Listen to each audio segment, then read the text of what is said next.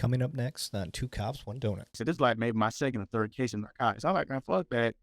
This is the trafficking him out door with a gun. He needs to go. He's Yeah. like, nah, you're about. Anyway, we get with him. We get with our federal partners. We get with the county next over. Get everything in play. Get people in play. End up being like 2 or 3 houses involved.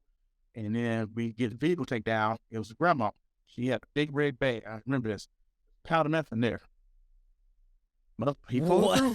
And then we did search more of his house. I say it was just so much going on with that case. You said it was a grandma? I was just on the back end. But the grandma was walking out of the car. They pulled out. She had like a red bag. She thought she was going to be able to walk away. She had a pound of meth in that bag. I was like, what? See, me, my case would have stopped at the 4 ounces. So I was like, oh, this is it right here. Yeah. We had a good day, guys. This is it for the month. I said, we can relax. Right? Yeah, I said, man. And then I had a Bro, gun. you put a case on grandma, though. Oh, she got locked up.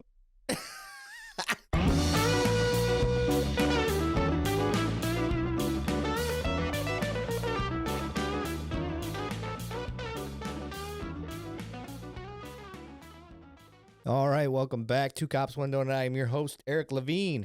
And today I have with me somebody from a sheriff's office out in Georgia, Mr. Eric McCants, Sergeant McCants, if I'm going to be proper. How you doing today, sir? I'm fine. How you doing? Oh, living the dream. Can't complain, you know. Same cop response we all have. Oh, yeah. You know, you being out in Georgia, I actually have a lot of contacts out there because Georgia, believe it or not, for those that don't know, is kind of like the tech mecca for police world. You guys got Flock out there. You've got, I think Vetted maybe in Georgia or maybe it's Florida. I can't remember, but there is a bunch of police or law enforcement, first responder, military tech companies all out there in Georgia. I think Fusus is out there. So, yeah, Georgia's bumping when it comes to that stuff. How close are y'all to Atlanta? From where I live at in Augusta, Georgia, I'm about 2 hours, maybe 2.5 hours away from Atlanta, Georgia. Okay. Oh, you live in Augusta, Georgia. Yes, sir. Oh, nice. That's Burke in Burke County. Okay. All right. So, first and foremost, sir, welcome to the podcast. I'm glad we got connected. I saw you on LinkedIn. I try to get people from all over. My LinkedIn is kind of my networking way of just snagging people in for the podcast. And it's, it almost takes no effort anymore. I'm just like, hey, you want to do a podcast? And they're like, yep. I'm like, all right, let's go. So yeah. I hit you up. Simple. Yep. I hit you up and you're like, yeah, I'm down. I was like, fuck yeah, let's go. So, yes, sir. There's plenty. I can get cops of plenty for this show. So it works out for me. But, okay, let's jump into you, sir. You're from Atlanta, I'm sorry. You're in Georgia. I always want to say Atlanta, Georgia. You're in Georgia. You work for a sheriff's department, but there is a path that led you there somehow, some way. So I kind of want to jump into that. So where did you grow up, and what was the path that kind of led you to a life of service? Well, I'm from Augusta, Georgia. Been here my whole life. Starting off just like any other kid, I went to a private school from K4 to 2nd grade, which is Livingware Christian Center. My mother and everybody has involved in church as a young age. Eventually school closed down my 2nd grade year, so my 3rd grade year I went to public school. So going from a private school to a public school is a little different. It's a little bit different for me, but I say it took me a whole lot to get used to. It took me from about my 3rd grade year to my 8th grade year just to get balanced, because I was a pretty bad child. It's hard for me to focus. I didn't work, but like I was one of those people that I would always believe in finish my work fast and quickly. So when I finished fast and quickly, I had downtime and I had trouble. So that kind of led to that. But after my 8th grade year, I went to alternative school just for getting in trouble for fighting and all that stuff. But during those early years, my mother always had us in the arts. And I'm the youngest of 3. My brother and my sister are older than me. I started off playing the violin, then eventually I moved to the brass, which was the trumpet. Did that all the way into high school. And that's kind of like where my high school career started. I was in the marching band my first year, and after that I started playing football and I started wrestling. Wrestling was my best sport. I enjoyed it a lot. During that time, my uncle and my cousin moved down from Alabama. They did martial arts there. Like my uncle did it for like 30, 40 years. My cousin did it for like 15 years. And they brought the karate school down to Augusta, Georgia. So I started doing that in high school also. So I started training in the arts. My initial plan was after high school, was to go to college and be part of business management, just so I could help run the karate school as far as run the bills, make sure the day-to-day operations ran the way it's supposed to be. Well, I was 17 when I graduated from high school. It was a little too much being out on my own, started partying, having a good time, females, crazy stuff. I'm not gonna say I didn't enjoy myself. I enjoyed myself, but I made the creative mistake of making all my classes at 8 a.m. Like 8 a.m. class. But I figured that I'll get up on my class and I have the rest of the day to myself. Well, it didn't work out like that. So eventually I got academically withdrawn from school. So that was about like after my first year. Started working at this local grocery store called Kroger. And while doing so, they had an off-duty officer there who was up there. And he was telling other people about joining the police academy, like, we need more police applicants and all that stuff. And at that time, my mother was, basically harassing me, like, well, you need to get back to school or you need to find something to do besides working at this grocery store. So eventually I started talking to him, started bouncing ideas off of him. He like, well, hey, maybe you should go to the police academy, maybe you enjoy it. So signed up for it in 2011, ended up going through it, fell in love with the school. My current sheriff was actually my instructor, with the instructor of the academy during then. And went through academy. He became the chief of police of the local police department, Waynesboro Police Department. And then I started working there and I've been a law enforcement ever since. Okay, so you didn't have any family, no military members, anything like that in your family? Well, my grandfather was in the military for about 30 plus years, and everybody fell under him. My uncle was a police officer for a little bit, but he was the police officer before I was born, so I didn't really see that part of him. But like no one really close to me was like a law enforcement officer. So I was really close with the SROs at our school, and then my best friend, father, Lonnie Moore Sr., he was a police officer, but he worked for the local sheriff's department. So I never thought about being a law enforcement, but like I said, I used to do security jobs with me and my cousin. Like I said, we both did martial arts, so people hired us to do security. Yeah, I did security stuff around the church also, but law enforcement was something I thought about doing until I met the guy at the local grocery store, and he told me about it. So that's kind of how I fell into it. Okay. Yeah, it's always interesting to hear how people get into it, and it's a typical theme for most of us. It's like, oh, I had a bunch of family in police life, or, I always knew I was going to be a cop. And then every once in a while you get an outlier that's like, I didn't know I was ever going to be a cop. And then somebody opened my eyes type thing. Kind of sounds like what you went through. But you did have some family influence. So that could have been what opened your heart up to it a little bit, I guess. So, Yep. So you jump into the sheriffs. Now, what made you choose sheriffs over, a city cop or going and being, a corrections officer or anything like that? Well, I started off at a local police agency, which is Waynesboro Police Department. Oh, I started there, and I was 20 years old, so that's where I started off at. Okay. Dang, you Yep. started off as a cop at 20. Yeah, and then like say, my chief of police, who was my sheriff now, it's kind of confusing. He put me at a specialized division called housing, which is basically everybody goes to. It was me and my partner. It was only two of us. We were having all the calls inside the housing areas within the city. It was a little too much for me. Like I said, I did a good job working, but being 20 years old and being law enforcement was a little too much for me. Like I didn't get all that playing out with me. But as you know, as being a law enforcement officer, things change up for you. You held your high standard. But me thinking I'm 20, I'm like, man, I still can do what I want to do up with duty.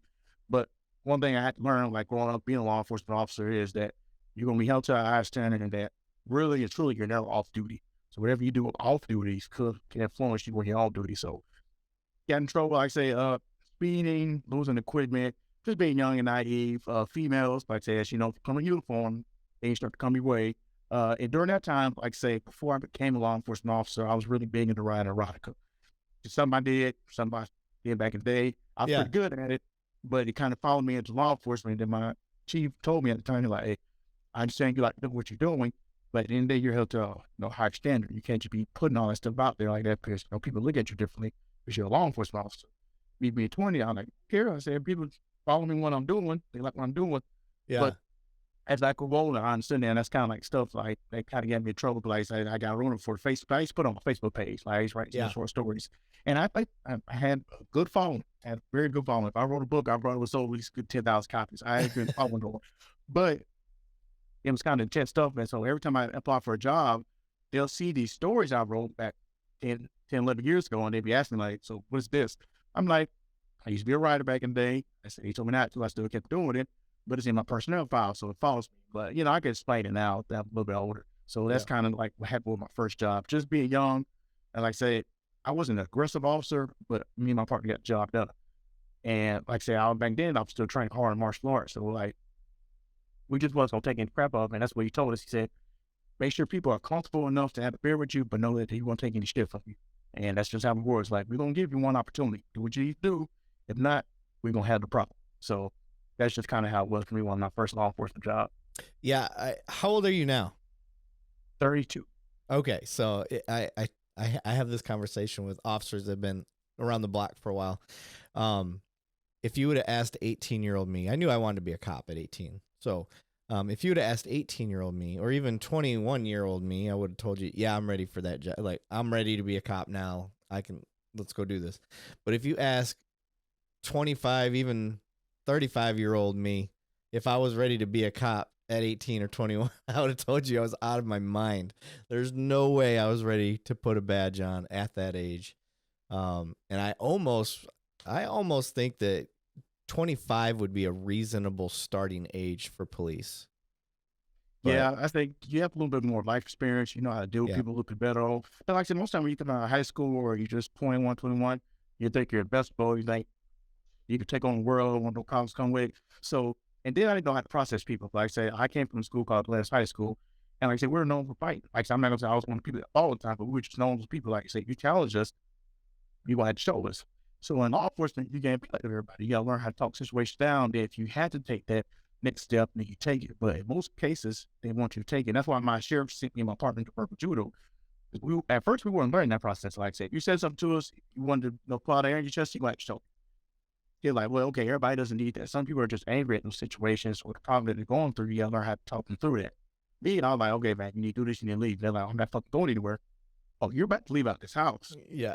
Now you learn how to talk to people a little when you're a little bit older and all that stuff. But you know, some people just have bad days. Some people have those days when they're like, everything's going wrong. They need somebody to talk to. And it's law enforcement officer. Sometimes we're going to be that person that you don't have to talk to. And so you can either ignite the situation or you can diffuse it. Yeah. Yeah. That 0 to 5 year mark for us as cops, that your first 5 years is rough because I don't care how much of a people person you are, that does help, but you are constantly, all that stuff's running through your mind. Like, am I violating this person's rights? What laws have been broken? What am I allowed to do here? What am I not allowed to do here? What's the discretion? Like, if that's all going through your head while you're trying to have if you're a people person and you can talk to people like that, I'm sorry, that dampers my ability to be a people person. I can't. Yeah, you gotta process all that stuff until it does become muscle memory where you already know. Like, as I'm walking to the scene, I've already got some of my call details. I'm like, well, I know I can detain everybody here before I've even shown up.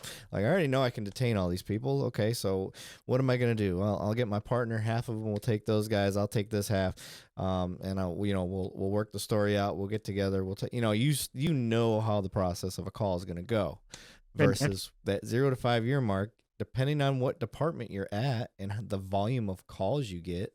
I came from a major, metropolitan city. So, we were fielding 1 million calls a year, if not more. And, you got all these calls coming in. You get a plethora of calls you get to handle. So you get to practice your skill a lot.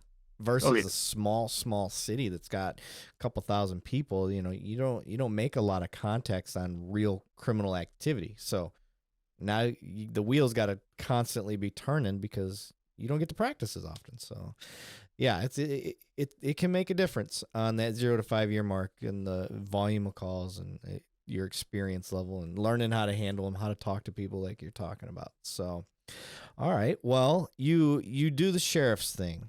And sheriff's departments have a lot of options typically because you're covering a county, and you've got the jails, you've got helicopters, you got canines, you got all sorts of different options. So as you're looking into going to the sheriff's department, did you have an idea of like where you wanted your career path to go? Well, like I said, when I was with the Waynesburg Police Department, like I say, my sheriff, who was my chief back there, we're really good players now. Like I say, he's my mentor in law enforcement. Basically what happened was, like I say, I got all the write-ups. In the first year and a half, I had about 12 write-ups of reprimand. That's just for different things, speeding, violations, losing equipment, anything. Anyway, he brought me in one day. He was talking to me. He was like, okay, one day you're going to be a good officer. I truly enjoy working with you and all that stuff. And he was typing up my resignation letter, right? He was telling me this, which I didn't know at the time. But he was typing it up. He's like, man, I'm really proud of you. I know you're going to do great things and all that stuff. But he said, right now, you need to grow up. So at that time, he's like, man, I'm just going to go ahead and let you go ahead and resign right now. He typed my resignation letter in front of me. So I went and signed it. And don't get me wrong, I was pissed off at him. I told him, I Right. said, back in the day, I would have flipped your desk. Like it was in my head, like, I'm about to flip this man's desk. And Yeah. I was thinking in my head, 'cause you're not, like, man, he can't beat you up. I said, but kept calm, did all that. So about 3 months later, one of my investigators that worked at the same police department became a chief of police at Payne College, the school, and then he created a police department. So he brought me over as a nighttime sergeant, and I started working there. Uh, Working at a school system is a little different because you got to be real delicate on how you treat people and what you do really affects them. Like I say, I come from working in the police department. I'm thinking like, okay, you have marijuana or you're doing something criminal, you go to jail. It's a little different up here at college, but like I say, what you do can affect their whole life, which it could affect you as a police department. But somebody that might be smoking a blunt school system, you don't want to just take them to jail. But like I said, one, they're going to get kicked out of school. Two, they might not get financial aid, all that stuff. Then they're going to have a criminal record. So it's kind of delicate when I get to handle those things. And for me, it just wasn't my cup of tea, but I did it because like I said, I needed a job back then. But I did learn a lot of lessons. I learned patience. I learned how to develop my verbal judo skills. I had to speak to people. And I learned how to create that rapport so you can understand what's going on around you. Like I said, I learned over the years of being law enforcement that you won't solve most crimes unless you have people around you from the outside that's not law enforcement to help you. So you got to develop those type of people around that, while they might not law enforcement, when they do like law enforcement, they want people to know, they'll come to you on the side, like, hey, well, you need to look at this, you need to look at that. Here's this and here's that to help you solve your crime. So I did that for a little while. And eventually my chief of police, who's my sheriff now, became chief of police over our school system, which is a K to 12 school system. We started talking a little bit more. You're like, okay, well, I know you got another job. I know you're, growing up as a man, all that stuff. You should kind of understand things a little bit better. Would you like to come work for me again? I was like, hey, why if not? So I started working for him again. And I did that for about a year and a half. And working for the school system was a little bit different. Like I say, middle school kids are the worst ones. I don't know if you're middle school kids, but they're the worst kids. High school, they're okay. You can do them in elementary school, but those middle school kids, because they're still little kids at the same time, but they're going through puberty. They don't know what's going on. Just chaos. And I applaud anybody that's SRO. Like I say, it takes a lot of patience because you got to deal with those kids, you got to deal with teachers, you got to deal with the principals, and you got to deal with the parents. So it can be a lot of confusion if you don't know how to handle it. So I did that. And then eventually he became sheriff. He got elected to be sheriff in Burke County, and he brought me down there. And I've been working there. Okay. Yeah, I don't have the patience for the middle school or just being an SRO in general. No. That was never something for me. Now I had to do it, and like I told people, I applaud people that can do it, but for me, just the type of person I am, like say, it's like my mother told me to do something. If you do it, you're gonna get whooped.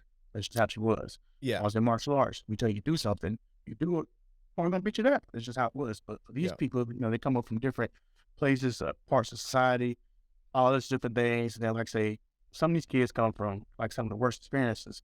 They really don't want to hear what I get to say. It's just some of the things that you got to deal with as being an SRO. Yeah. It's cool that your sheriff stuck with you too, because in a career field where we don't get much forgiveness Yeah. on our side of the house, Yeah. you mess up and you're gone, you're fired. That's it. And And I understand. I do get it. My personal opinion on this, it varies case to case, but if an officer is making mistakes that are just there's no malice involved, I guess, you know what I mean. Their intentions weren't to be corrupt or anything like that. Like they truly just made mistakes. That is something that to me is worth sticking with, trying to see if this is solvable together.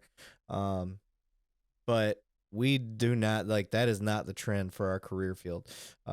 You make one little mistake and you're gone. And I'm just like, I get it. I see both sides. We're held to a higher standard, but at the same time, I'm just like, there's things we're still learning about this job and what it does to people's mental health and things of that nature. So, specifically, I'm kind of leaning towards the alcohol stuff. You see a cop, he gets some alcohol related incident where drunk at home, drunk on the job, drunk, whatever it is. Like I'm curious, like, is that unforgivable? I don't know that it is in every instance, because I have seen some cases where there's some extreme PTSD that everybody misdiagnosed or didn't help or just ignored, and I'm like, that we're really not doing them a service. So I don't know. I don't like just automatically firing cops.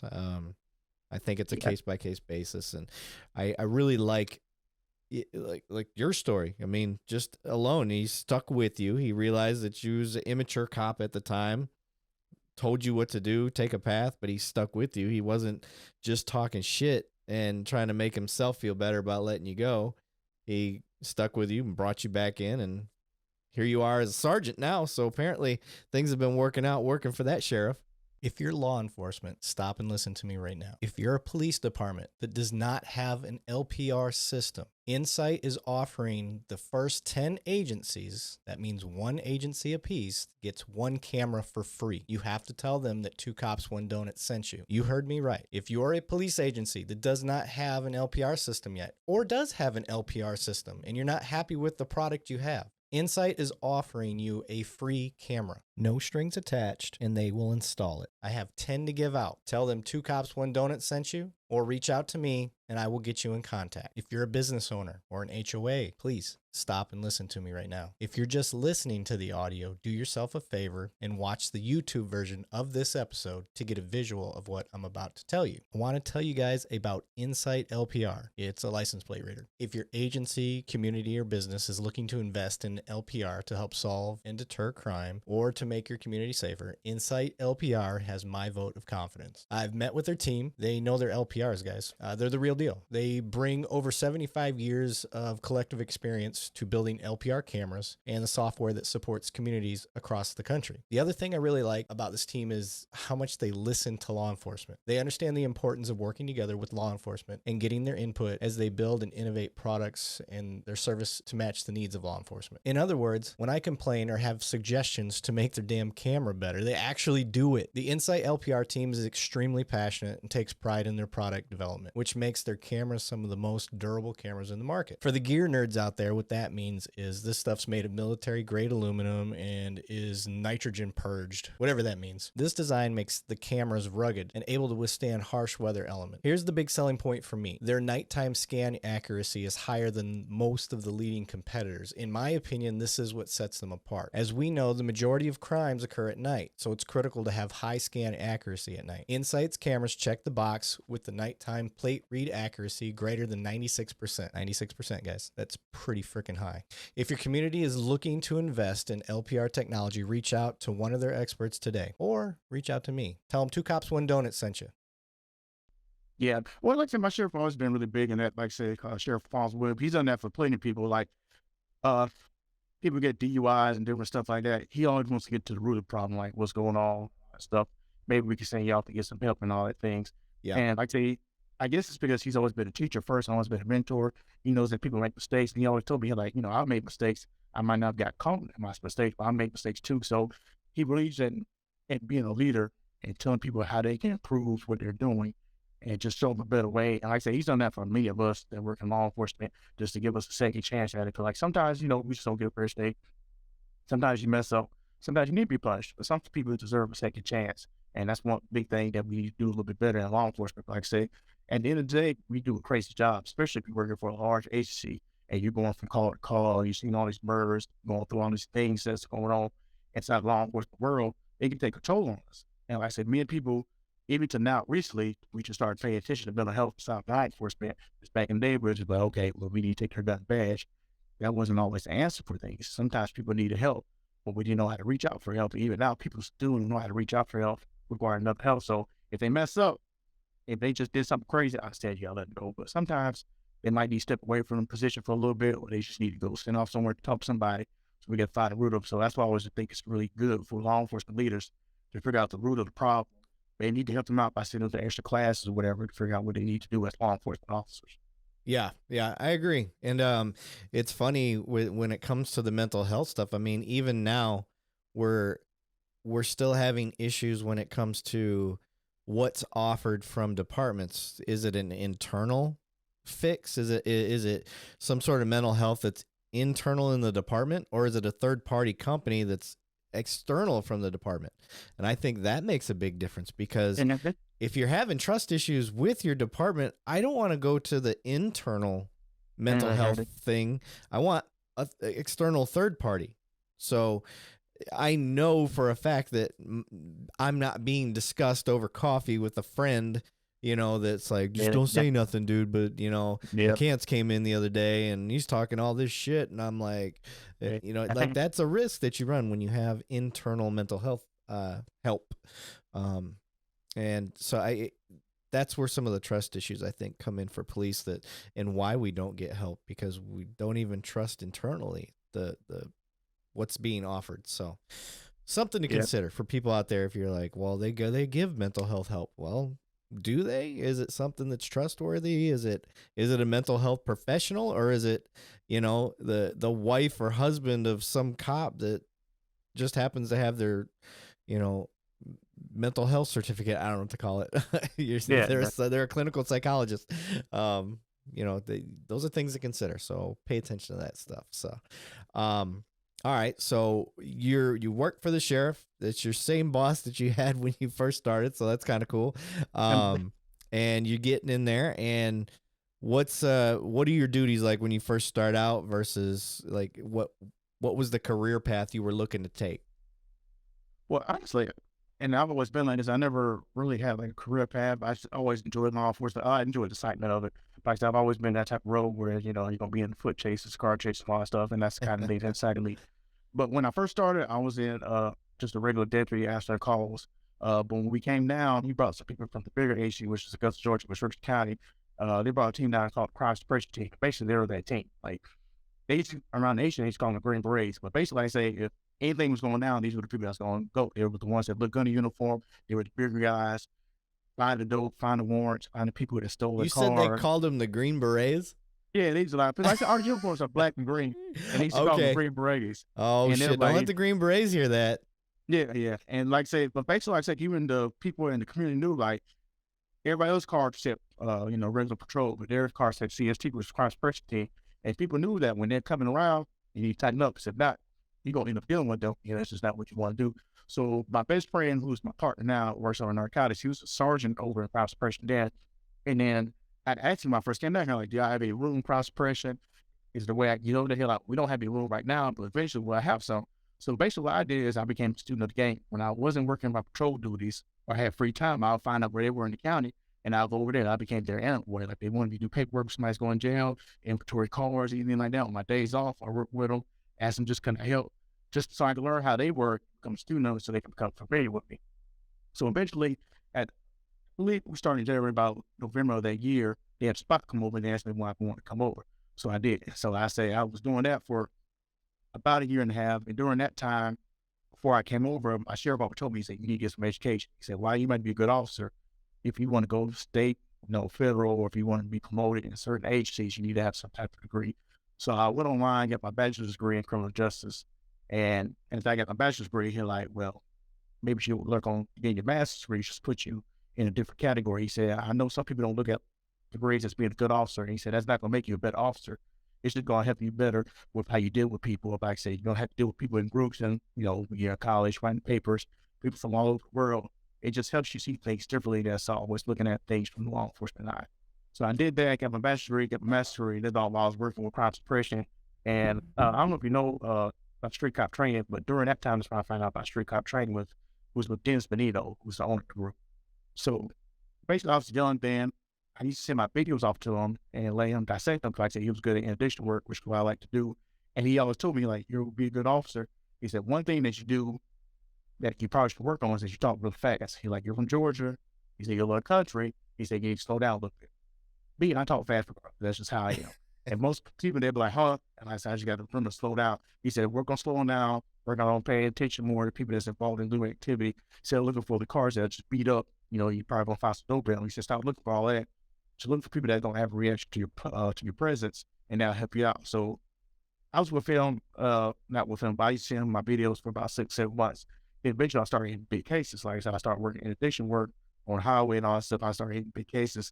And then back in 2019, I got Special Operations Deputy of the Year. And out of the group of people that I work with, that's pretty good. Like I said, it was 10 guys that have the Class A or Type A personality. We're all our charges. We all wanted to be the best. My sheriff pulled me aside. You're like, okay, well, you're doing pretty good on crime suppression. I ain't ever thought about being a supervisor. Me, during that time, I was having the time of my life. Like, say, I'm a Browns person. I said, that's what people work to get for. I'm like, why would I want to leave? You're like, well, just give it a thought. Maybe you could be a good supervisor one day. And while I was in crop suppression, I don't know if you're telling now, I'm a pretty big boy. I started off at like 315 pounds. I wanted to get on SWAT team because everybody was on crop suppression on SWAT anyway. So basically, I dropped down to about 260 pounds. When they had SWAT PT, even though I wasn't trying out for the team at the time, I just went through it with them so I could learn how to run. It's me, I never like running long distance. It's something I just don't like doing right now, but I still do it because I know it needs to be done. But eventually, about a year and a half, I was able to get on SWAT team, and I've been doing that ever since. But How tall are you? 6'1". Damn, you are a big boy. Shit. Yeah. Yeah. It's a lot of man in the tight spot. Damn. Yeah. Okay. I wouldn't want to tussle with you. That's a lot of man right there. My partner's bigger than me though. Like, well, he's not taller than me, but he's a bigger guy than me. Yeah. But most people I be around is like just big guys. Like I said, my family's always been big. You know, it's just how we are. But yeah. So I was able to lose the weight and get on the team, and then from there, my sheriff was like, okay, well, we have some sergeant positions coming over for nighttime patrol. He said, maybe you should put in. I was like, I did anyway, so I became a nighttime patrol supervisor. I enjoyed that. We had a good shift. I've always really been big on being a family. I used to break dinner for my people Sundays also, so we could eat together, be close together, just having that family bond.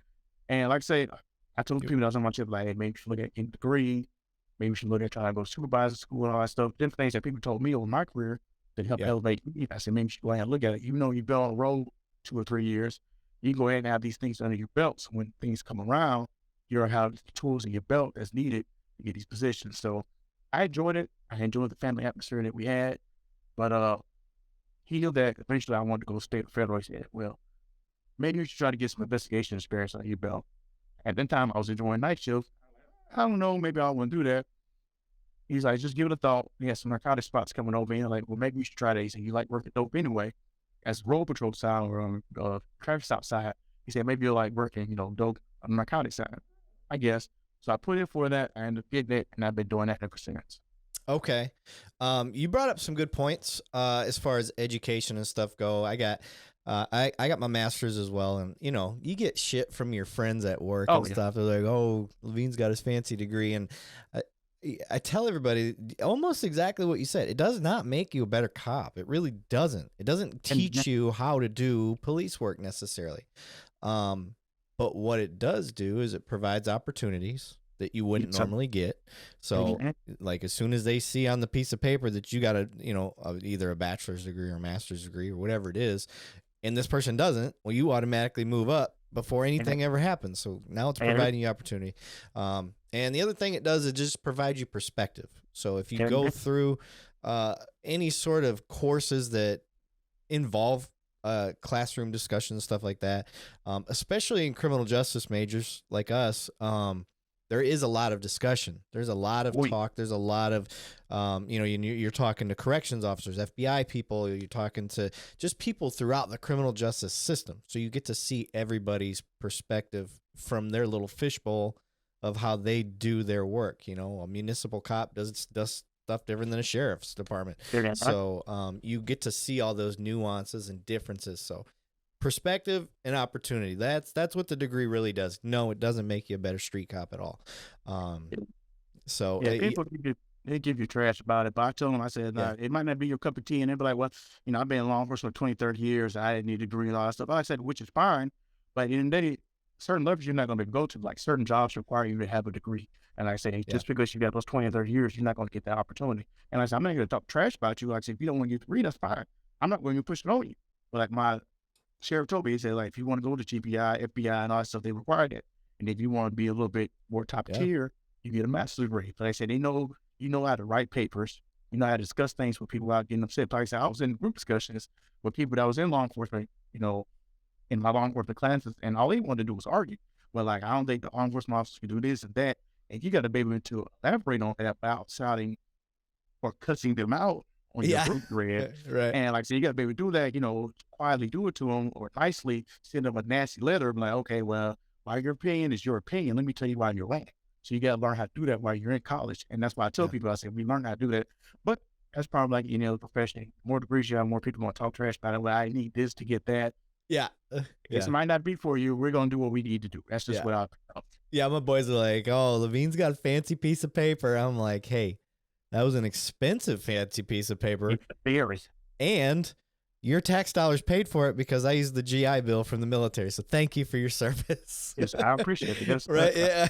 I always give them, yeah, you got to talk shit back. That's just how police work. You have to get back to them because, you know, they're trying to run you over. And I'm like, all right. Yeah. Okay. Yep.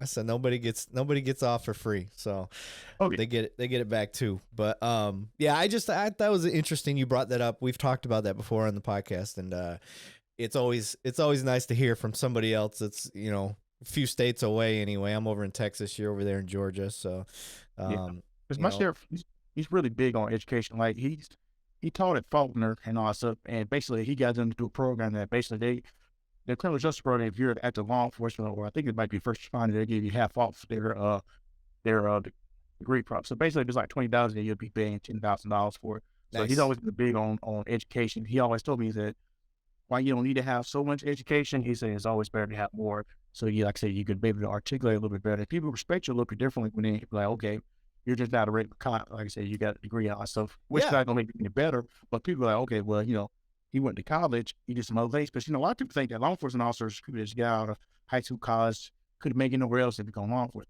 Yeah. That's not true. I say a lot of these people take their job very seriously. They've been studying for years. We still take answer classes. We actually train and stuff like that. We have to write reports almost daily. So it's like most time we write more than most regular people do at their jobs. But people don't understand that. They just think that, oh, well, you were a bully in school or something like that. You became a law enforcement officer. Yeah. So we got to show them the difference in that. Yeah. And it's not that some people are completely wrong. There have been those guys that probably were bullied, but they weed themselves out. Eventually, those people weed themselves out. I think it's getting easier and easier for police departments to recognize that type of behavior, especially with body cameras. It definitely has helped us weed out bad cops, which I love that.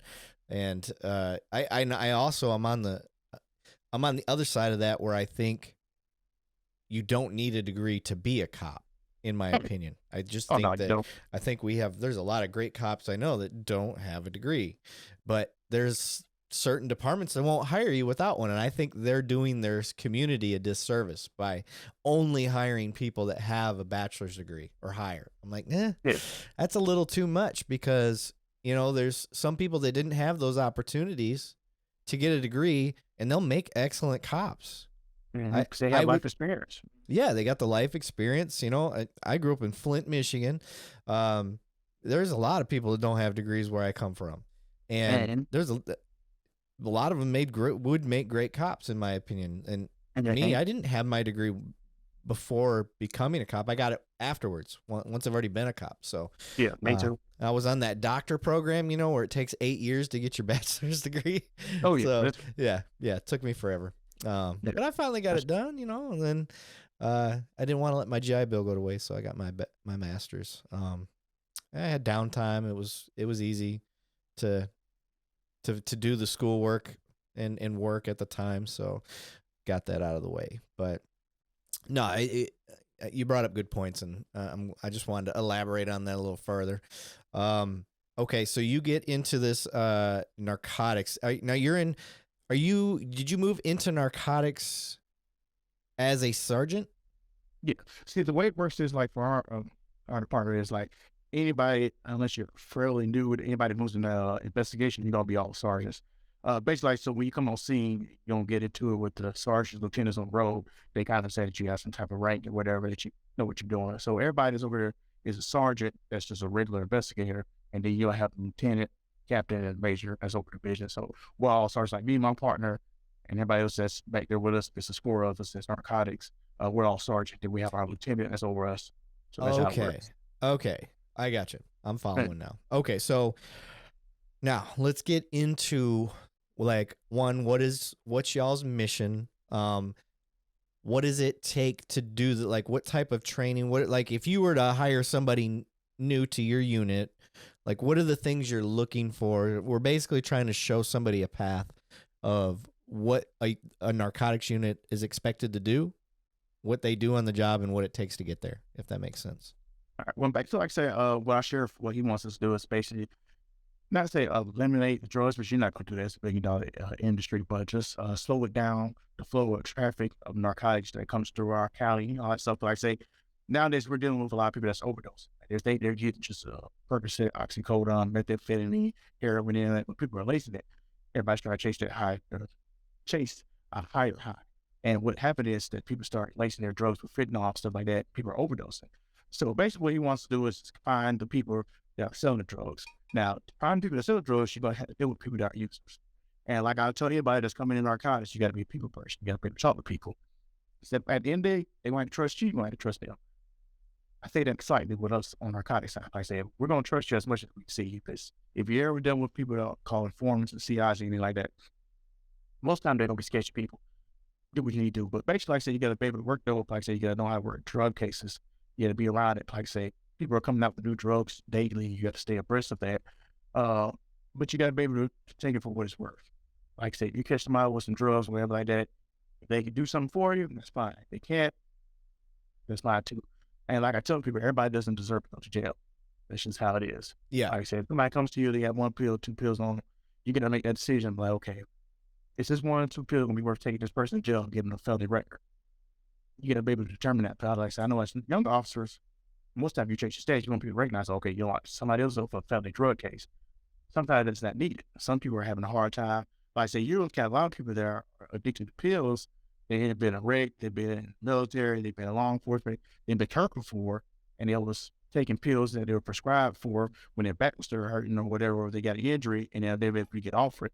So if you don't want to just take people to jail like that all the time, like say some people are just in a hard place, you got to talk to them and figure out what's going on. And that's what it's called, building that rapport, is being a narcotic. So being able to build rapport with people quickly and understand what they're going through, to kind of if they're telling you the truth or not, because like people don't lie to you, and they're using that to help build your case. And that's one of the biggest parts we do in narcotics. Okay, so you brought up fentanyl, which is a huge issue right now, and it has been for the past couple years, but I think it's finally getting the notoriety it needs in the media. It is bad. So fentanyl, from my understanding, and I'll let you explain it a little further, see if you guys got any different training than us, but basically, if you touch this shit and you got an exposed skin or whatever, like, it could set you on your ass and it could kill you. Basically, you overdose on that stuff. I think you can inhale it if it's in like a powdery form and stuff like that. I don't have a lot of training on it. I just know how to use the Narcan stuff if one of our guys goes down from it. And basically, if we see dope anymore, if it isn't weed, I don't mess with it. I don't touch it. I don't go around it. I just wait for the experts to get there and I let them deal with it. But what have you guys been seeing with fentanyl, and what is the training like for that right now? Hey, Eric Levine here from 2 Cops, 1 Donut. Would you like to accelerate your investigations? Would you like 6 months of free access to a solution that will help you solve cases faster? And stop what you're doing and listen to the end of this ad to hear about this free offer exclusively for my members of 2 Cops, 1 Donut. We would tell you right now, but you know those people in marketing would be upset if you didn't hear a pitch. All right. Who is Finder Software Solutions? Finder Software Solutions was built on the idea that crime and those committing a crime do not stay within jurisdictional boundaries. Yes, I'm talking to the cops out there, so pay attention. Finder's mission is to assist public safety agencies by developing affordable user-defined software applications that facilitate collaboration between law enforcement personnel to close more cases faster. That's really all you need to pay attention to. Close more cases faster. They've been in the business for nearly 20 years and currently support over 300 agencies sharing billions of records annually. Are you guys still listening? Of course you are, because you guys trust me. So listen to me. If you're interested in accelerating your investigations, then discover Finder for law enforcement, the ultimate solution for agencies revolutionizing information sharing and investigative lead generation. Experience a seamless integration of RMS, CAD, JMS, and numerous digital databases sitting alongside valuable resources like public records, facial recognition, criminal records, LPR data, vehicle information, booking images, and so much more in one easy-to-use investigative platform. Finder allows for efficient data sharing, unveiling investigative leads and criminal patterns, ultimately solving cases faster, enhancing interagency collaboration. Empower your department with comprehensive single pane information system and redefine the way you solve crime today. All right, guys. Now that we've checked the boxes from the marketing team, back to the free stuff. Finder is giving away 6 or half a dozen, insert your corny donut joke here. Yes, that is 6 free 6-month trials to the first 6 agencies that reach out and say you heard about it on the Two Cops One Donut podcast. This is a limited time offer and will only be available for first 6 agencies. So contact Finder at findersoftware.com/2cops1donut, all spelled out, or call them at Finder and let them know you heard about it on the podcast. Get signed up with Finder and start closing more cases. It's that easy. Well, we're starting to see it a lot more. But basically, like I said, the training's probably going to be training that everybody else receives. And anytime you're dealing with drugs, anything like that, time you find it, you back away. You go ahead and glove up, get your protection on. Like I said, if you have those type of glasses, or you have masks, go ahead and put it on. Because basically, like I say, if it gets airborne or you touch it, whatever like that, you can have exposure. Like I say, you can put you on your ass. And like I say, somebody's like to come Narcan you. And like I say, for the longest time, I've always been one. Like I said, I used to work by myself, being one of the high-paced officers. Like I work in a big county, like my county is 835 square miles. Woo! So we have a big county. So backup might be 5 minutes away, or it might actually take 20, 30 minutes away. Me, I'm not going to sit there and wait all day for somebody to come back me up so I can search the car. Yeah. I can go in and search, you got to wait. I know it's bad. You need to search 2 people. I understand that. Me, I'm going to try and try to get away, but you get on your butt, fentanyl, and like I say, the person that's out there with you, one, they might not want to help you, 2, they don't know how to help you. So you got to pay attention to that. But basically, like I said, they're mixing it with pills, they're doing methamphetamine, they're doing heroin, all these other drugs. I even hear people talking about they're putting it with marijuana, at least fentanyl on it. How they do it, I don't know. Really? You're hearing it with marijuana too? Man, Shit. All right, I'm not touching marijuana anymore either. I said, we haven't dealt with it, but like I said, I'm in a lot of groups that do addiction work and all that stuff, and they're starting to see that people are mixing it with everything, basically. Any type of drug you can get, they're mixing it with. I don't know how they do it. I said, unless they just sprinkle it on top or whatever. But basically, like I said, you just want to glove up anytime you touch drugs. Make sure you have that protection on, invincibility. If it starts to get airborne, if you know it's like powder or something like that, go ahead, back away. If anything, like I tell people, I say, if anything, just go ahead and seal it off. You might have to let that person go at the time. You get it tested, figure out what it is. If you need to take out warrants, you'll take out warrants at that time. Sometimes it's just not worth going through all that on South Road. So you just got to take your precautions with it. Like I say, it's so prevalent now. Like I say, people are overdosing on pills badly because they think they just go, okay, I'm going to buy this Percocet, I'm going to buy this Xanax, and they don't know whether that's laced or something like that. So it's pretty big now. And like I say, you're starting to see it more often. And most time, we don't see it in its purest form. Most time, it's going to be mixed with something like meth or pills. So that's where we're seeing that. Like, I can maybe say maybe 2 or 3 times I've seen fentanyl by itself. Most time it's mixed in with something like that after we get it tested. So you never know. So that's why I tell people always make sure you take that precaution, especially as law enforcement officers. Yeah, I had a stolen vehicle one time, and it was loaded with pills. The most pills I'd ever seen. I'm not a dope chaser by any means. And I like letting my specialized units get credit for their stuff. So I'm a property crimes detective. Like, I chase stolen stuff all the time. That's my bag. And I saw that dope, and I just like, all right, we're just gonna freeze the scene here because I'm not going in this car. So I didn't even open the door. I didn't do anything because it was all in the open. I mean, thousands of pills. So they get there with their canine, and they looked in the truck, and they're like, yeah, don't bring the dog over here. And yeah, they got it all chem suited up and dealt with all those pills and whatnot. And I was like, thank you guys. They're like, what do you want to do with the truck? I was like, just tow it and let the owner come get it and tell them what's going on, because I'm not dealing with this. But yeah, it's crazy how dangerous that shit is. And I don't even really understand what it does to drugs. Why do they need it in? Does it give them a bigger high? Oh, yes. It's a stronger high. Like I say, it's so much crap. Like I say, it only takes that makes sense. A little bit of it to kill you, really. And people want to chase that near different spans or that elusive high. And like I say, they just want their drugs stronger and stronger. And that's what happens. They get hooked on it, and then they just can't stop and get around it. So that's all this, chasing them just a stronger high. I was told like the tip of a pencil lead, like if you tick off the end of a pencil lead, like that's enough to kill like 10 dudes. I was like, it doesn't take much at all. It doesn't take much at all. But what we're seeing now is like people have that, but they also have their backup Narcan. Like they have the Narcan just in case like their buddy goes down or they go down. Oh, the drug dealers have it with them? Yeah. People are using our sites. And me and my partner up with one guy. Had like some meth and some other stuff in the car and all that stuff. And while I was looking around, I seen like 2 or 3 things of Narcan hanging around. So he already knew that he's probably gonna get so high enough that he's gonna need somebody to narc at him. He just had that place so he doesn't die. So it's crazy. It's crazy to set people How go through. fucking bad is your habit that you're like, oh, I better keep some Narcan with me because Oh, Jesus. people crazy, man. People with this crazy day about some drugs. Let me tell you about my experience with a overdose. Guy is at a Waffle House, go figure, locked himself in the bathroom. And I don't know if you've been in Waffle Houses, but the ones by us, they all have those steel reinforced door frames and with a metal door. So you can't just kick it open. You have to do something on it. Yeah.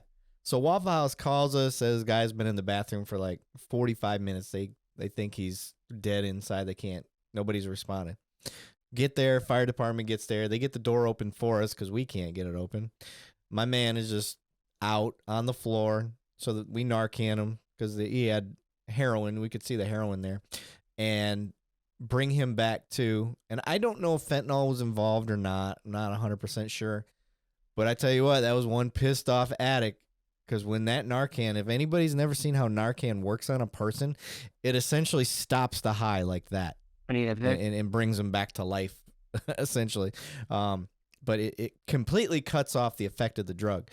And it pissed this dude off to the point where he was trying to fight us for ruining his high, but he had no idea that he was unconscious when we found him. So, yeah, that is what...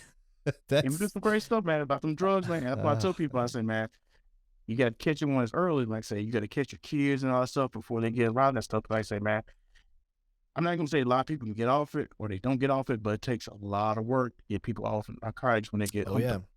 Highly addictive. I understand that they're addicted. And, man, I've seen that people do a lot of crazy stuff to get a high. So I've seen some great stuff, man. And that's why I tell people. As the T-shirt says, $20 is $20. Oh, yeah. Hey, you got to make that money. Hey, man. People gonna do what they do together. That's why I say they will. Like yes, they will. All right. So in your guys's your work, is it mostly like interstate interdiction stuff? Are you guys hitting houses? Are you working undercover? How's that working for you? You just working a lot of UCs? Well, I said we work in kind of different ways. Like two of the guys that work with us, they're attached to the DEA task force. So basically what happened is, like I said, we're in a large county, but it's only like 20,000 people there. So we don't have too much coming through, but we have narcotics here. So basically what happened is we get somebody here. If they could do something, most times it's going to be in kind of which is more popular. It's like 300,000 people in which is Augusta, Georgia. So we'll get with them, with the DEA. We'll try to combine our efforts and see if we can do something up there. But just like I say, we'll have somebody here. We do search warrants here. If we have a car we need to stop, we'll get somebody to stop it that's in our county, whatever, to stop the vehicle. So we work it always undercovers. We don't do too much around here. Just like I say, everybody knows this. But if we had to go that type of operation, they'll more than likely get somebody from a different agency, probably somewhere toward Atlanta or Savannah somewhere. See them come out and try to embed them inside. But like I said, most of the time we'll just use what we call the informants, let them do the work for us, and then we'll just build our cases from that. Okay. Yeah.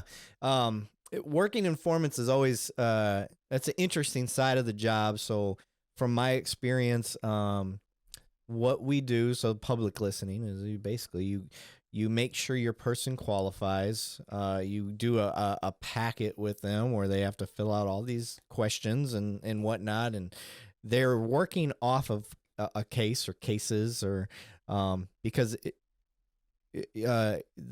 something to understand about working off a case is it has to be a state case. It can't be like if you went and stole someone's car, there's a victim, a person. They can't work that case off because that's a true victim, a real person. Versus if you get caught with a bunch of dope, like the victim is the state. So that's a case that they could work off. So I always like explaining that to people because even me, like I never understood that first when I was first a cop. I just thought you could work a case off and like, no, you can't work a case off for stealing someone's shit. But you definitely can work a case off if you're just doing dope because the state is the victim. So they can work things off like that. We have money that you can pay the CIs that's given to them through usually asset forfeiture stuff. So when cops seize money from dope dealers and things like that, we keep some of that money to pay CIs for doing their work. And everything is done to try to keep them as safe as possible. But what's your experience been working with CIs? Is it usually a very successful project or 50-50? It's 50-50. Like, the way we work is like, say we get somebody with some drugs to and they say they want to work. We be like, okay, man, we'll get back up with you maybe a week or so. Answer your phone or respond back when you can. Let us know that, there's some people just going to ghost you. They don't think you're going to ever catch them again. So you don't have that problem. But like I said, for the most part, it's pretty good. Sometimes they try to play both sides. They'll be like, okay, I'm going to do this. And they're still going to look out for themselves and try to save their butt and all that. But for the most part, dealing with CIs, like I say, you just got to be on top of them. Like I say, if not, they're going to try to basically evade you or try to do something to go ahead and get you out the hair. But they do it incorrectly. And like I tell people, I say, don't try to do things on your own. We need to know what's going on before you try to set up something or whatever. So it just depends. Like I say, you're dealing with people that are addicted to drugs, they're drug dealers, they're in the streets. So they try to think they're above the law or they know the game, how it's going to go, how they can get you away from them. So it's a delicate situation. By the end of the day, like I say, you want to keep everybody safe involved, but you still got to penny off your dick. That's basically what it is. But sometimes we get people that, they're ripped out by drug dealers or they're upset, like a scorned girlfriend or something like that. And they're like, well, I work free. And those be some of your best CIs. I said, like, okay, well, I'm tired of this person. Oh, like, he's always doing this. He's always hitting me or something like that. They'll tell you whatever you need to know or do whatever. So it kind of works both ways. Sometimes you catch people with drugs and stuff and they'll work. And sometimes you just have people come into the office, but okay, well, this house next to me has been doing this drugs and all that stuff every day, every time they give you all the information you need. So it works both ways. But dealing with informants, like you say, like I say, you'd be risky, especially if you're dealing with somebody that's addicted to drugs and all that stuff, and then you have to get them to go buy more drugs. It can become very tricky. Okay, so let's say they are going to go start working off a case. Like, is there set parameters? Like, all right, you need to get us 7 contacts, and we'll call it good. How does that work? Like, how do you know how long they have to be a CI? Well, I tell people, I'm not going to try to over your head forever, but just depending on what you have. Like, say, if you have a couple of grams of meth, I'm not going to require much, but if I catch you with a couple of kilos of methamphetamine, I say, you're just not going to be able to get, let's like a regular drug house and I get a couple of ounces out. That's not going to cut it. So it just depends on what they're dealing with, what they're trying to work on. Sometimes they can't work at all. Just how it is. Like I say, if you want to have a little bit better when your case goes to trial, work on something like that, but just depending on what they have. So like I say, if you got a couple of grams, basically like I said, I just need you to do a little bit better than what you got. So like I say you got 2 grams, 3 grams, I'm going to need about an ounce. I say you can do that. Like I say, it just depends on, or I can get a narcotics house. Like, get me inside the house to get a search warrant, we can work on it like that. So it just depends. Like, if you think you can get somebody to bring you something, we'll go ahead and do a traffic stop, get that taken care of, then can work it off. If not, if there's a house that you can buy from, we'll work on that house. So it just all depends. Okay, that makes sense. What's the best bust you've had? I have to say my best bust. Altogether, like I say, if it was a quick one, stopped this guy with one of the apartment stuff. Yeah, I was on private person. He got the guy for 2 grams of methamphetamine. The guy didn't want to go to jail. He was like, I do not want to go to jail. I want to go back to prison. I was like, all right, man, see what you can do. He's like, okay, I can get you an ounce of methamphetamine. This guy, come down. So anyway, the guy comes down. I know as law enforcement, we don't pay attention to a lot of things. So we missed the car coming down, but the guy parked at the gas station. So me and my partners, we were able to go ahead and get on top of him. And while he was turning around back into a parking spot, he was eating a Jimmy John sandwich, like I could remember this about 2 years ago. And so he looks up, he literally looks up, he sees like 4 guns in his face. Anyway, he happened to have a gun in there, but he had like 4 ounces of methamphetamine on it. Okay. Anyway, we talked to him, do what we need to do. He like, hey, I get somebody that can bring you a pound of meth. He like, but he's in jail. Like, get the fuck out of here. You ain't about to get nobody to get somebody that's in jail to get a pound of meth. My partner's like, hey, man, hear him out. I never dealt with that part. I never dealt with people that's inside jails to handling drug deals and outside. Yeah. My partner's like, well, okay, just hear him out. Maybe you do the I said, this is like maybe my 2nd or 3rd case in narcotics. I'm like, man, fuck that. This is the trafficking him out, dope with a gun. He needs to go. Yeah. I hear him out. Anyway, we get with him. We get with our federal partners. We get with the county next over. Get everything in play. Get people in play. End up being like 2 or 3 houses involved. And then we get the vehicle take down. It was a grandma. She had a big red bag. I remember this. Pound of meth in there. But he pulled through. And then we did search more of his house. I say it was just so much going on with that case. You Like I said it was said, a grandma? I was just on the back end, but the grandma was walking out of the car. They pulled out. She had like a red bag. And she thought she was gonna be able to walk away. She had a pound of medicine in that bag. I was like, what? See, me, my Dang. case would have stopped at the 4 ounces. So I was like, oh, this is it right here. Yeah. We had a good day, guys. This is it for the month. I said, we can relax. Right. Yeah, I say, man. And then I had a Bro, gun. you put a But, case on grandma, though. she got locked up. Everybody in the car, everybody else got Dang. different houses, they all got knocked up. And then the guy that was in prison, like I said, me and my partner dealt with this guy before. And when he told us now, he ain't doing none of that, but he's one of those people that's been doing it so much, like the judge said he can't get no more time in prison. Like they said they can't even assign him any more time in prison. So basically, like I said, he'll probably end up dying in jail, but just have Well, so will grandma. Yeah, Grandma probably gonna die in jail too now. yeah, messing around, man. And I tell people, I said, you just never know who's all involved. I said, you can't put it past nobody. Yeah. Oh man, I found dope in people's child seats and Oh yeah. all that shit pisses me off. Get somebody pulled over. They'd do anything just to get away. Yep. Oh, in their diapers, all Imagine. sorts of crazy stuff. Like I said, we don't see it here often, but like I said, the people up north or like any people in Texas, all that stuff, they start doing like mechanical traps in vehicles and all that stuff. I've seen people hit like millions of dollars, kilos of meth and all that stuff in mechanical traps. I never experienced one of them, but like I tell people, I said, I might have seen the trap. I probably know it was there, but these people are like professionals. They see it all the time. They know what to look for in vehicles. They pull out traps and all that stuff. You'll see some crazy stuff. Yeah. Jeez.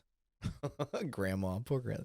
That's gonna be a highlight, by the way. I'm gonna make that part into a clip. That shit's funny. Yeah, man. Like I say, it was new for me till I said, I'm thinking like, okay, maybe we're gonna get, a couple guys and just call it a day. But man, that case turned out to be a wild one. Okay. All right. So how long have you been doing the narcotics spot now? Well, I started in 2020, but last year, my sheriff came to me and he asked me, like, okay, well, they're looking for somebody to be on the U.S. Marshals Fugitive Task Force. Would you like to do that? Because like I said, I had just applied with the GBI. I went through the whole process just to get a job. And like, would you like to try this? He was like, man, it might help you out with your state and federal stuff. I'm all right. So I gave it a try. It's really one of the best jobs that you can do in law enforcement. Yes, it is. I'm not patient like that. It takes somebody that'd be really patient, that's going to be able to sit in front of houses and all stuff. Me, I have a lot of stuff going through my head. So if I sit still too long, my mind is going crazy. Yeah. All of it. But like I said, the work that we did, and some of the cases that we did, some of the people we encountered, some of the murders and all that stuff, and just putting them in jail and give people that satisfaction. One of the best jobs you can do in law enforcement. But yeah, like I say, it's a lot that goes into it. People just think that you're just out there looking for people, putting in handcuffs. There's a lot of investigation work that goes into that. Yeah. So it's in there. But it's like I dangerous. enjoyed it. And like I said, just in February, I came back to narcotics. And like I said, I'll be back in narcotics since then. So about 10 months I was out of narcotics. Okay. All right. So in that time, which, man, I can't believe you didn't. I would have stayed with that fugitive unit for sure. That's what everybody says. And that's one thing I tell people about law enforcement. You got to find your niche.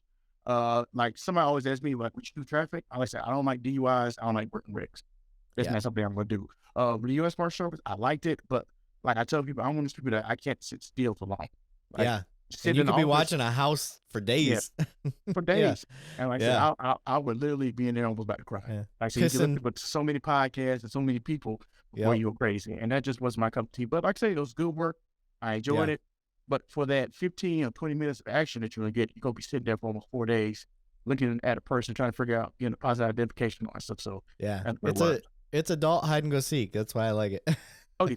It's good, man. Like I said, the people that work it, those are some of the best law enforcement officers I know. Yeah. But yeah, you have to be an officer to do it at where I work. And I've promoted past that. So I don't even have the option. The only way I'd be able to do it is as a sergeant, being a supervisor over that unit. But we've got the same thing, the work with the DEA and fugitive and sheriffs and all that. So they got, oh man, to me, that'd be a fun job. But I get it. If you can't sit still, that makes sense. I'm very patient. I like to go hunting, stuff like that. So it works for me. And like I said, I hunt deer, but most of the time I sleep anyway. I'm going to be asleep in that tree anyway. It's be cold. And I just happen to wake up and the deer's in front of me. Like I said, most of the time it takes a lot.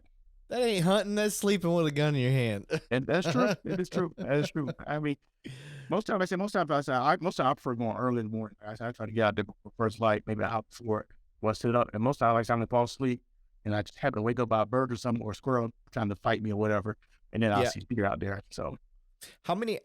What type of schedule are you working as a narcotics guy? You work mostly in evenings or nights, or you work just regular days?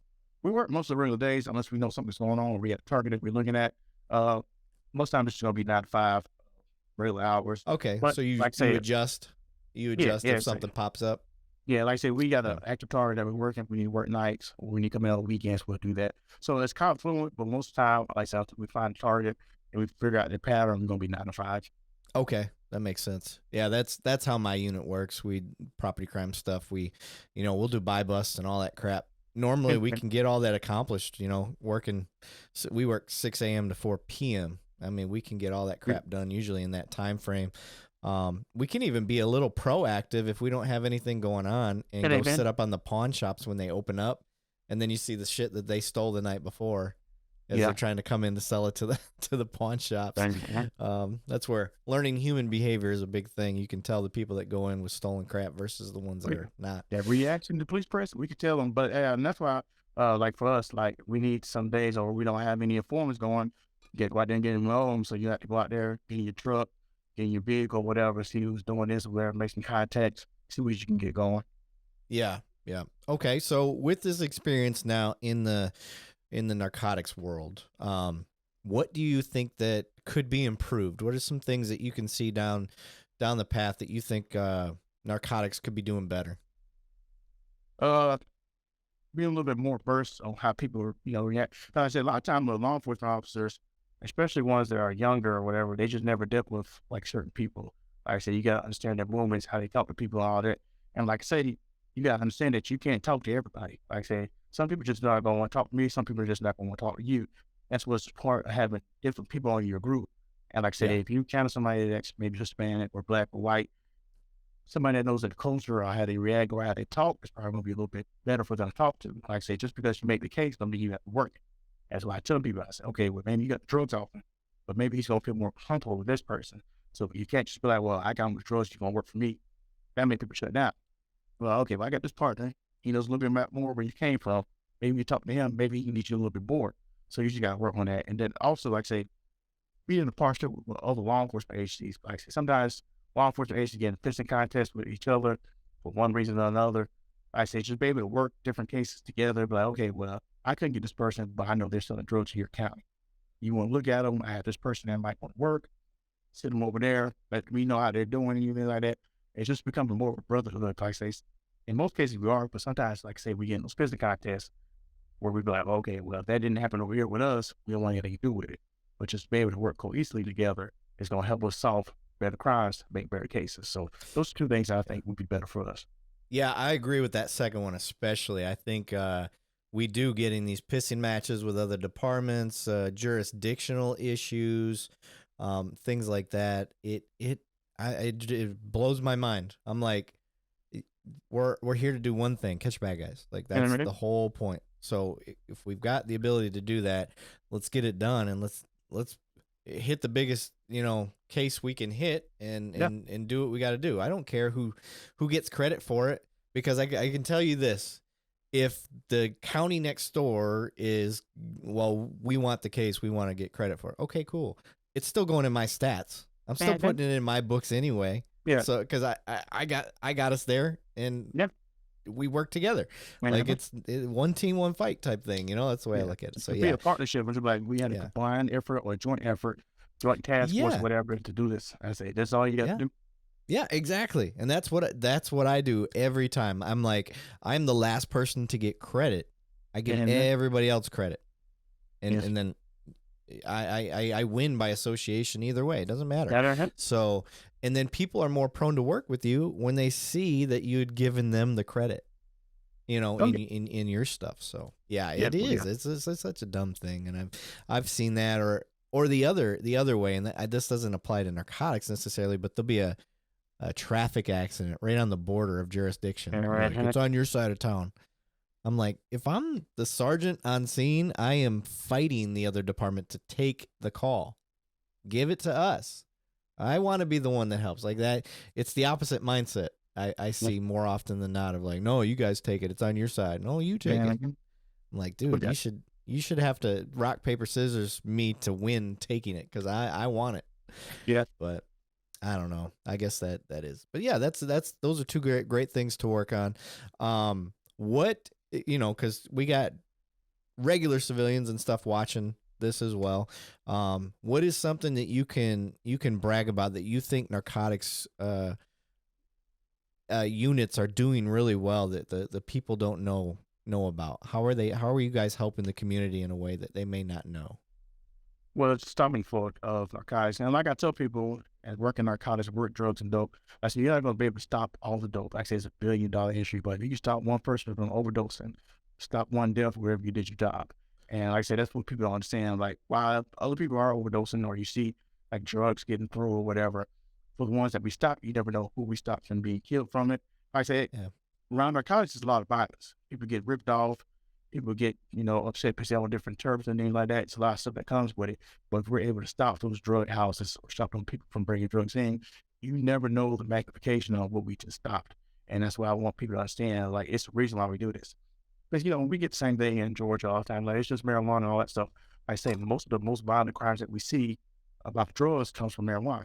And I say people get ripped off, getting shot, killed, just over pounds of marijuana and stuff like that. So while you might think it's just frivolous work, it's a lot that goes behind it. And most time when you have marijuana, something else is involved. Most time they might have marijuana and cocaine, marijuana and crack, marijuana, heroin, methamphetamine, and all that stuff. So just understand that it's a bigger purpose in what we're doing. We're not here just trying to take addicts to jail. That's just not what we do. I said we're out here trying to stop the people that are selling those drugs to those addicts, and that's where we're at. Okay.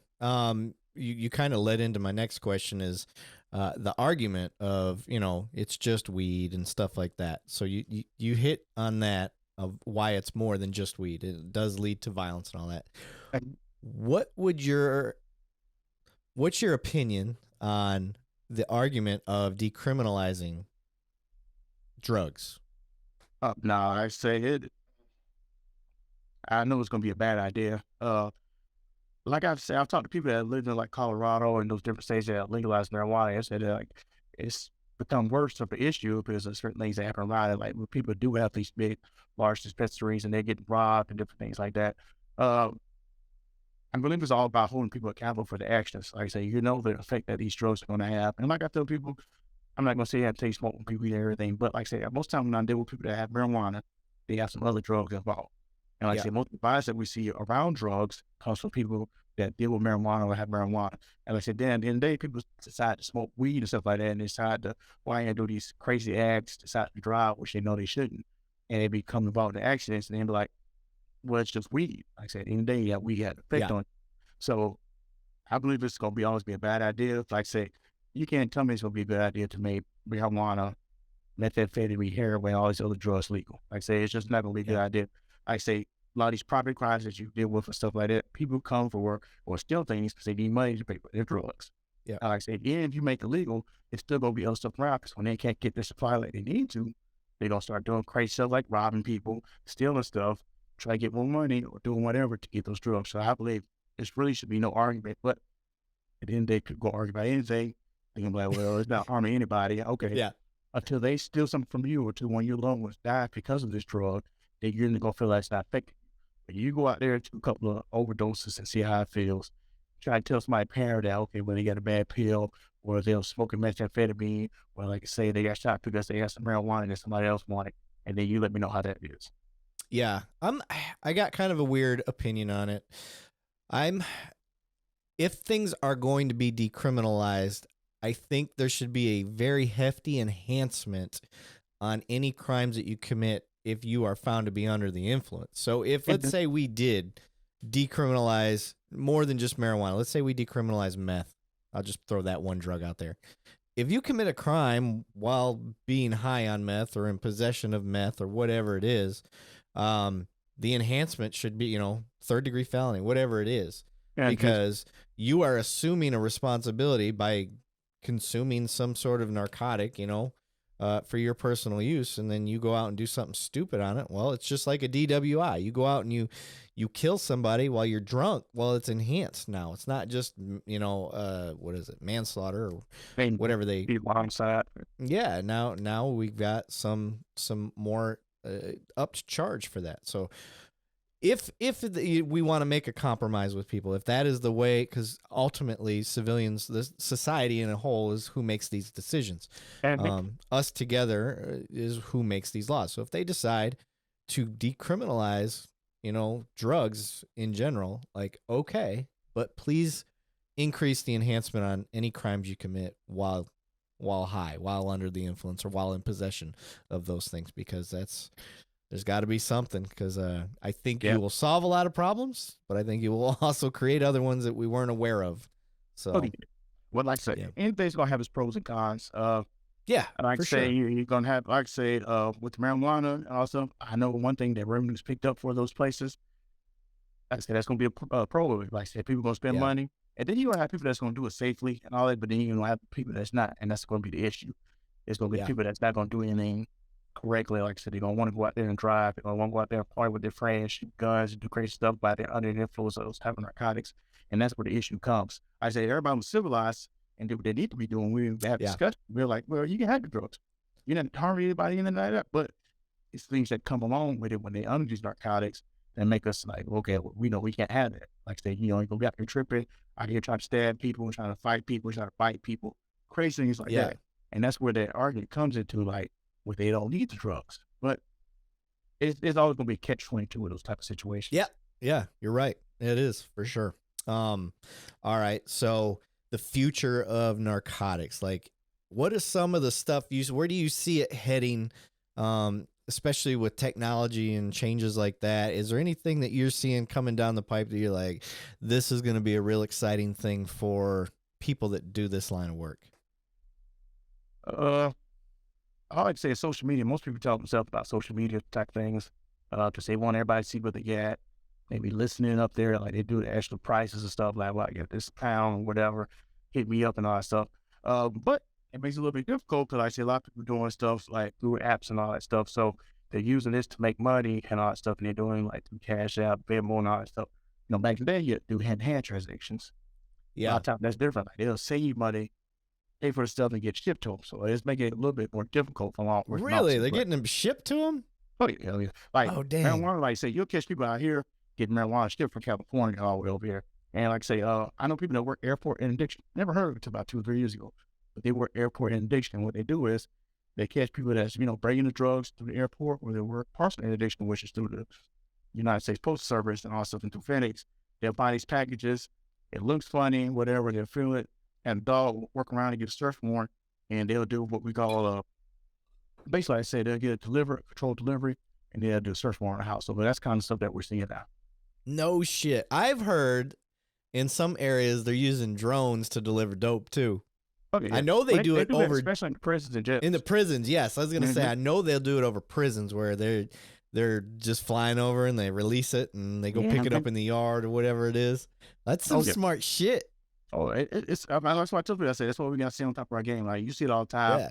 These people get like tanks, get new firearms, also try to drop them through our guards. And like I said, just imagine what could happen if someone decides to put a drone up and then drop a damn gun. Yeah. I wouldn't know what to do. And then say both times, like say most of the officers in there never have firearms. It could be chaos. Right?